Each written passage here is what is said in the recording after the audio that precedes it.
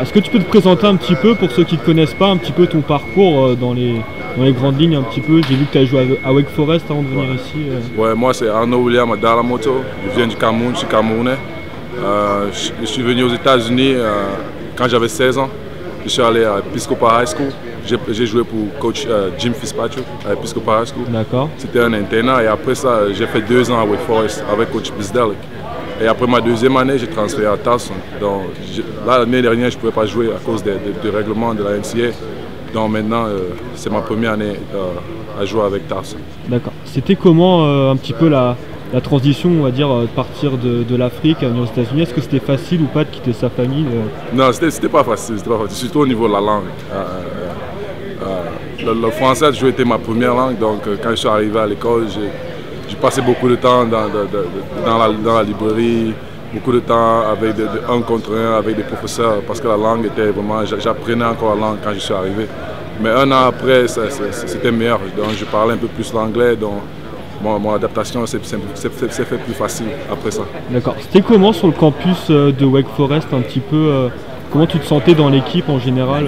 La vie à Wake Forest, c'était comment pour toi? Ouais, tout était bien. La vie à Wake Forest était bien. C'est juste la conférence était vraiment difficile.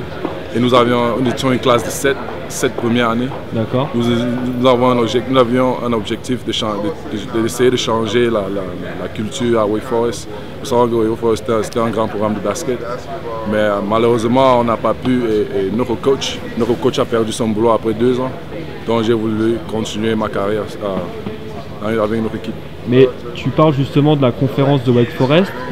L'ACC, il y a quand même Duke, Florida State, il y a quand même des très gros programmes de basketball. Pourquoi avoir choisi de venir à Towson dans une conférence, on va dire, un peu plus mineure, un peu moins peut-être cotée, avec des équipes un peu plus faibles peut-être?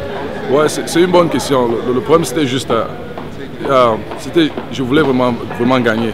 Les 2 années à Wake Forest, c'était des années vraiment difficiles. Notre coach, il essayait juste on essayait juste de rester dans le milieu de la ligue. On n'avait pas vraiment d'espérance de gagner parce qu'on ne pouvait pas. On était en train de reconstruire l'équipe et c'était vraiment difficile. Et j'avais déjà passé 2 années et je me suis dit, rester ici, faire 2 années en perdant. Moi, je n'ai jamais vraiment perdu dans ma vie. Dans tous les jours, j'ai vraiment gagné. Pendant 2 ans, on a essayé de remettre le programme de Wake Forest où il était avant, mais on n'a pas pu. Et j'ai préféré aller à Towson parce que avant moi, ils ont fait un bon boulot avec des transferts, des gens qui ont changé d'équipe. J'ai vu comme Gerard Benneman ou Mike Burwell sont des transferts d'autres équipes qui sont venues ici et ils ont amélioré leur jeu personnel et ils ont gagné beaucoup de matchs. Donc c'est ça que j'ai recherché, quelque part où je peux me développer en tant que joueur et quelque part où on peut vraiment gagner et vraiment aller au tournoi NCAA. Ça c'est le goal. J'ai vu avant que tu arrives à Wake Forest, tu avais reçu des offres de grosses universités, Florida, UCLA, Ouais, c'était de ouf. C'est juste ça la différence entre la ACC et la CAA. C'est juste les médias et les stades. Les stades sont un peu plus grands, il y a plus de médias, il y a un peu plus de gens. Mais au fond, c'est le même basket. Donc c'est ça. J'ai choisi le basket et quelque part où je pouvais me développer en tant que joueur et où je pouvais vraiment gagner et aller au tournoi NCAA pour la première fois. D'accord. Tu m'as dit que tu avais toujours gagné là où tu étais passé. Ouais. C'était pas compliqué pour toi d'arriver ici et de ne pas jouer pendant 1 an, de devoir regarder les autres jouer, s'amuser peut-être et toi être ouais, c'était vraiment compliqué, mais le coach Carey, il me dit toujours qu'est-ce que le procès, c'est le processus. Pardon, c'est le processus. Il faut faire confiance au processus. C'est du genre, je pense que j'ai vraiment bien utilisé mon année de transfert. Oui, mon année de transfert. Déjà, j'étais dans la salle de muscu, j'ai beaucoup travaillé dans mon jeu. Mon corps, j'ai changé mon corps, je suis plus fort. Donc c'est un peu ça. Donc c'est tout un processus. Même comme c'était difficile de s'asseoir, de s'entraîner tous les jours. Tu t'entraînes comme si tu vas jouer samedi, tu ne joues pas. C'était vraiment difficile. Mentalement, c'était vraiment difficile. Mais avec coach Carey, coach Clark, ils ont essayé de me mettre dans des situations où j'ai resté engagé, resté encouragé. Et maintenant, ce sont les fruits qu'il faut que je puisse récolter. Cette saison, tu es le meilleur marqueur et le meilleur rebondeur de ton équipe. Ça fait quoi d'être un peu le leader sur le parquet de son équipe un petit peu?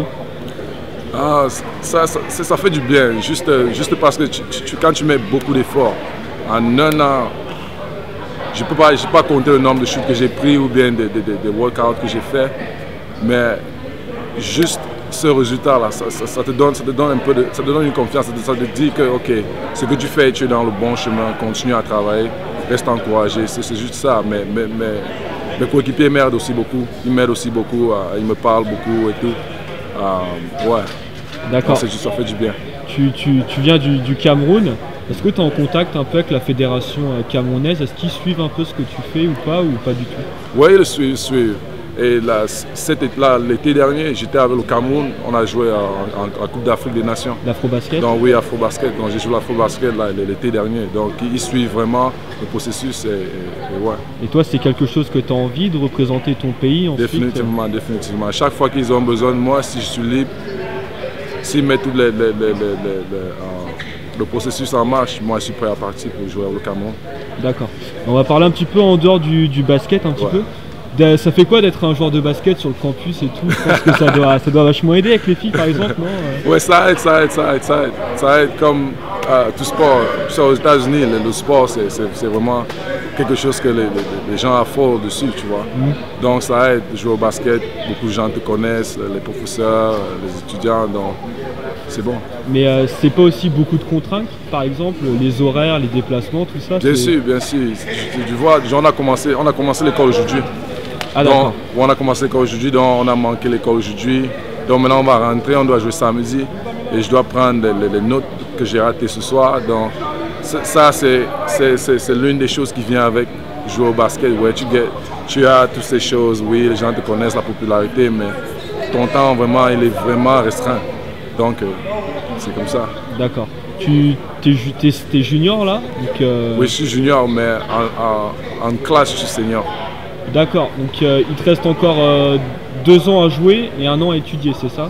Oui, non, il me reste 2 ans à jouer, 2 ans à étudier. Donc l'année prochaine, je vais graduer cet été et je vais revenir en tant que... master? Ouais, pour faire un master. D'accord, et ouais. Tu étudies dans quoi justement? L'économie, sciences économiques.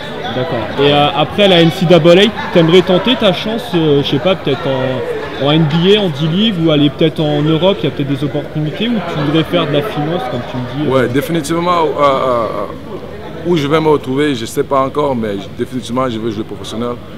Dieu merci si je n'ai pas une blessure qui arrête ma carrière.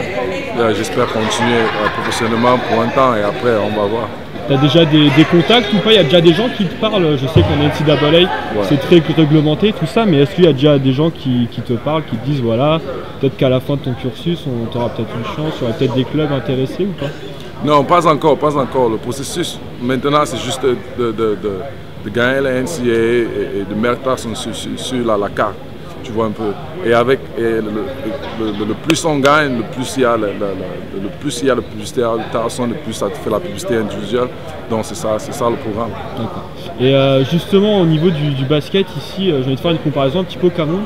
Je pense que les infrastructures sont complètement différentes. Ouais. Est-ce que tu es retourné au Cameroun justement, je sais pas, peut-être l'été dernier quand tu es retourné au Cameroun, est-ce que tu as pu voir les différences qu'il y avait entre les deux continents, les différences de moyens, tout ça? Bien sûr, il y a toujours des différences de moyens. Jusqu'à l'heure actuelle, au Cameroun, on n'a qu'un seul gymnase réglementaire avec du parquet. À part ça, on joue au goudron, on joue sur le goudron, on joue sur la terre battue. Donc c'est ça que j'ai grandi avec, on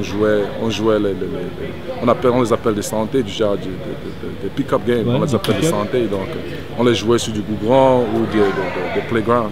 Mais on n'a qu'un seul terrain comme celui-ci, déjà avec parquet réglementaire.